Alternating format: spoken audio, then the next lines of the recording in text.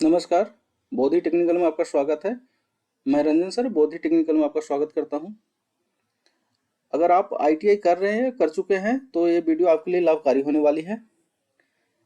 तो कृपया इस वीडियो के अंतिम तक आप बने रहें। चलिए आज का शुरू करते हैं। आज का टॉपिक हम शुरू करने वाले हैं Faraday law of electromagnetic induction, मतलब फैराडे का चुंबकीय प्रेरण का सिद्धांत। आज हम लोग शुरू करने वाले हैं Faraday law of electromagnetic induction, Faraday का चुंबकीय प्रेरण का सिद्धांत या नियम। ये इलेक्ट्रिशियन थ्योरी बुक का 8.9 टॉपिक है, मतलब 8 चैप्टर हुआ, 8वां चैप्टर हुआ और 8.9 टॉपिक है। ये अरिहंत पब्लिकेशन बुक का इलेक्ट्रिशियन थ्योरी बुक का है। तो कृपया आप चाहें तो बुक में भी देख सकते हैं। तो चलिए शुरू करते हैं। फैराडे नामक वैज्ञानिक ने 2 नियम दिया था। एक नियम जो प्रसिद्ध हुआ प्रथम नियम के नाम से, और दूसरा नियम जो प्रसिद्ध हुआ द्वितीय नियम के नाम से। अब इसमें हम लोग जानेंगे प्रथम नियम क्या है और द्वितीय नियम क्या है। इससे पहले थोड़ा सा और एक हम चर्चा कर लेते हैं।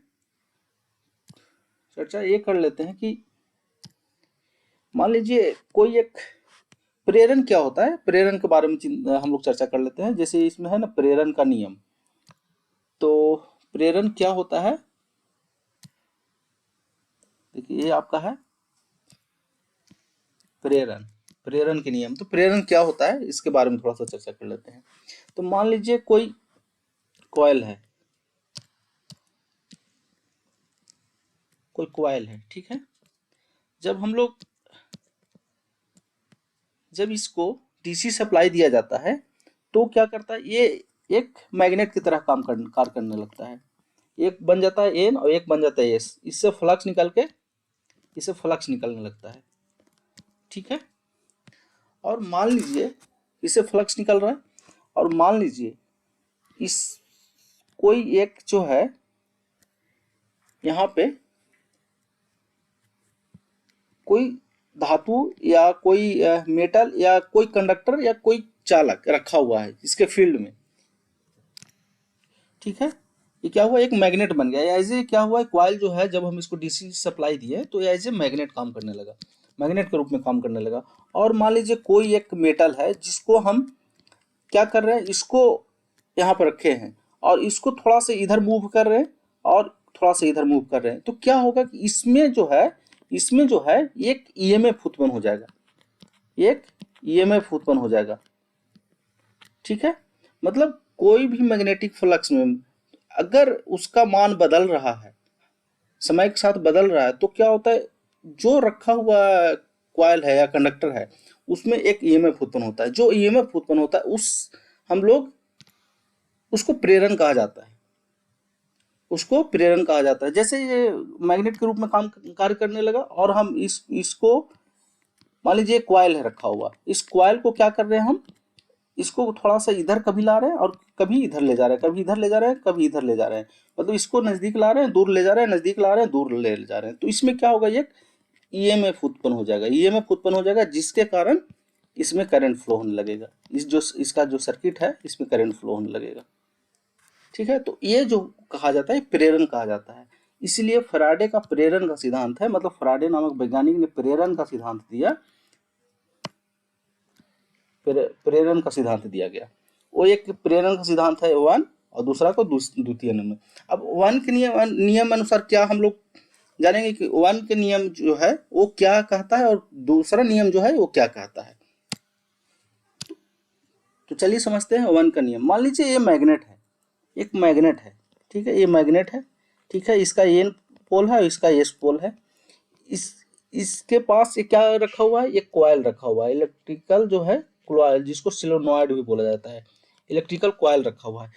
जब हम इस मैग्नेट को, ये जो मैग्नेट है इसको अगर एक कुछ टाइम दूर ले जाते हैं और कुछ टाइम के बाद नजदीक ले जाते हैं, तो इसमें क्या होता है, इस कॉइल में एक ईएमएफ उत्पन्न होता है। इस कॉइल में क्या होता है, एक ईएमएफ उत्पन्न होता है। और इस ईएमएफ के कारण ये जो आपका सर्किट है मतलब कंडक्टर है, कंडक्टर में करंट फ्लो होता है। जब ईएमएफ होगा और उसको जब हम क्लोज सर्किट बनाएंगे तो क्या होगा, कंडक्टर फ्लो, करंट फ्लो होगा। मतलब कि ये हो रहा है कि जब इसको दूर ले जा रहे हैं, इस मान लीजिए मैग्नेट को यहाँ पर रख रहे हैं, तो इससे जो इसका जो फ्लक्स यहाँ तक पहुंच रहा है कम पहुंच रहा है, और जब नजदीक ला रहा है तो इसका फ्लक्स यहाँ तक ज्यादा पहुंच रहा है। मतलब ये कहा जा रहा है कि जब भी किसी भी कॉइल को या किसी भी कंडक्टर को कब समय के साथ अगर फ्लक्स का परिवर्तन होता है, जो प्राप्त होने वाली फ्लक्स है उसका मान में परिवर्तन होता है समय के साथ, तो उसमें क्या होता है, उस कॉइल में, इस कॉइल में एक ईएमएफ उत्पन्न होता है। यह है प्रथम नियम, ये प्रथम नियम के अनुसार होता है।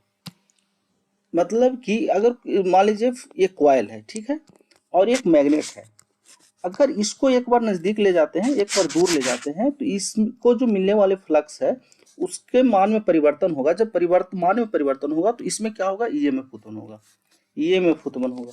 ईएमएफ क्या होगा, ईएमएफ के कारण फिर ये करंट का फ्लो होगा।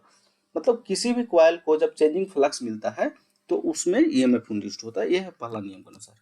चलिए अब हम लोग शुरू करते हैं दूसरा नियम। दूसरा नियम के अनुसार क्या कहा जाता है, क्या है, दूसरा नियम के अनुसार है कि जो ये ईएमएफ की बात कर रहे हैं कि इसमें ईएमएफ उत्पन्न होगा वो कितना होगा, ये पता चलता है। दूसरा नियम से पता चलता है कि इस जो ईएमएफ है वो ईएमएफ कितना उत्पन्न होगा उसका पता चलता है।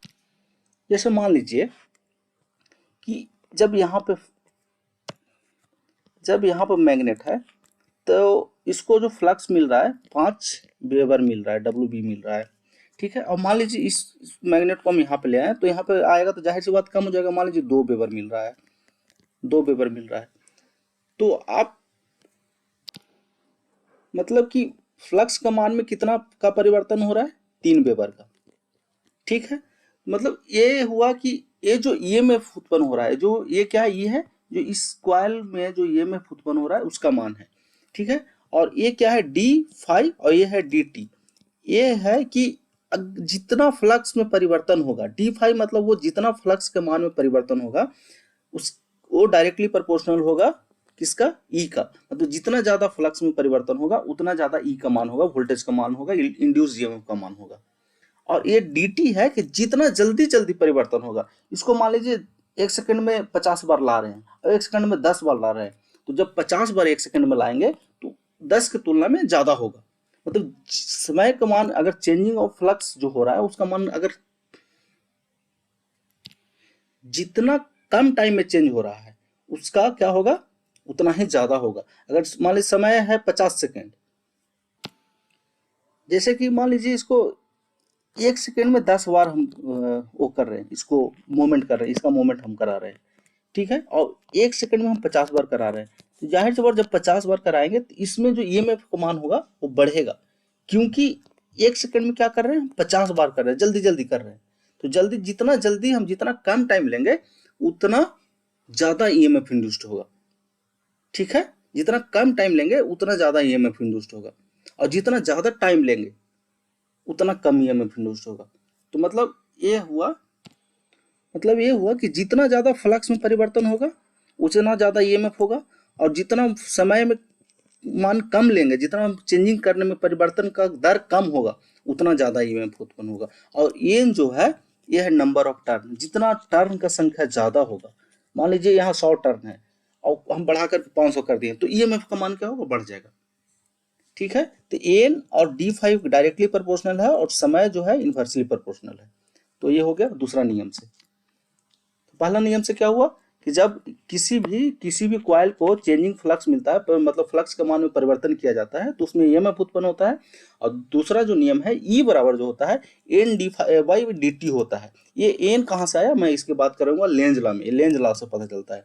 अभी समझिए कि एन d∅ बाई dt होता है, मतलब एन का डायरेक्टली प्रोपोर्शनल है, d∅ का डायरेक्टली प्रोपोर्शनल है, और dt का मतलब समय का इन्वर्सली होता है। अगर समय का मान बढ़ेगा तो इसका मान कम होगा, और समय का मान कम होगा तो इसका मान क्या होगा, ज्यादा होगा, ठीक है। Thank you. चैनल को लाइक करिए, सब्सक्राइब करिए और शेयर करिए ज़्यादा से ज़्यादा। अगर आप ITI कर रहे हैं तो आपके लिए वीडियो लाभकारी होगा। Thank you.